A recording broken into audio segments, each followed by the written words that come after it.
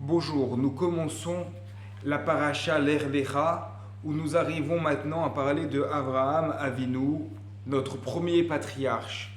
Au début de la paracha Lech Lecha, il va recevoir une bénédiction de la part d'Akadosh Baruch Hu. Il y a plusieurs termes dans cette bénédiction, je voudrais m'en attacher sur un. Va avarecha mevarechecha, et je bénirai ceux qui te bénissent. Umkalelcha aor, et celui qui te maudit, je le maudirai. Il y a un point mentionné, remarqué par certains commentateurs, notamment le Ibn Ezra qui remarque va avarecha mevarechecha, et je bénirai ceux qui te bénissent, nous dit le Ibn Ezra, c'est au pluriel. Umkalelcha aor, et celui qui te maudit, je le maudirai, c'est au singulier. Ibn Ezra ne dit rien de plus, il établit seulement cette différence dans la conjugaison des termes. Pour parler de ceux qui bénissent Abraham, on emploie un pluriel, comme s'il y avait plusieurs personnes qui bénissaient Abraham. Et pour parler de ceux qui maudissent Abraham, on parle uniquement d'un singulier, comme s'il y avait une seule personne. Le Radak, Rabbi David Kimri, qui était également un grand grammairien parmi les Rishonim, parmi les maîtres du Moyen-Âge, comme le Ibn Ezra, va un peu plus loin dans cette explication qu'il reprend. Et il dit, ceux qui te bénissent, ce sont tes amis. Abraham avait des amis comme Aner, Eshkol et Mamré, qui l'ont conseillé au moment de sa Brit Mila, qui l'ont conseillé de faire cette alliance avec Dieu par la mitzvah de la circoncision, et également d'autres qui ne sont pas nécessairement mentionnés, et qui accompagnaient Abraham en étant avec lui, en étant toujours de bons conseils.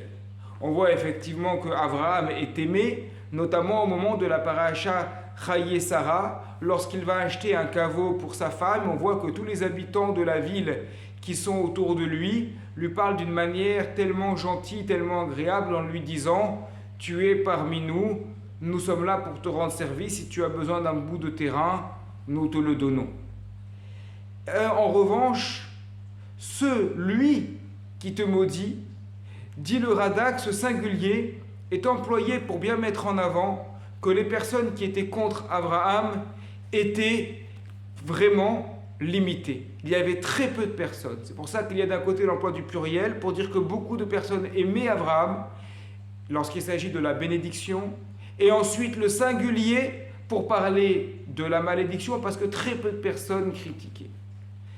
Effectivement, Avraham Avinu est quelqu'un qui est marqué par le chesed, par le fait d'aller vers les autres.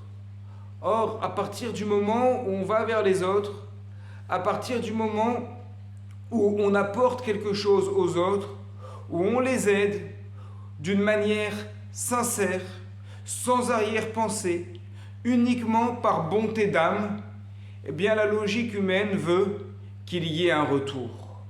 Et que ce retour se fait d'une manière quasi automatique, à force de voir quelqu'un qui est gentil, à force de voir quelqu'un qui est aidant, à force de voir quelqu'un qui est empathique, qui compatit aux problèmes des autres, eh bien on va avoir tendance à chanter ses louanges, on va avoir tendance à dire du bien de lui, et on va avoir tendance, lorsque lui aura besoin de nos services, à aller vers lui.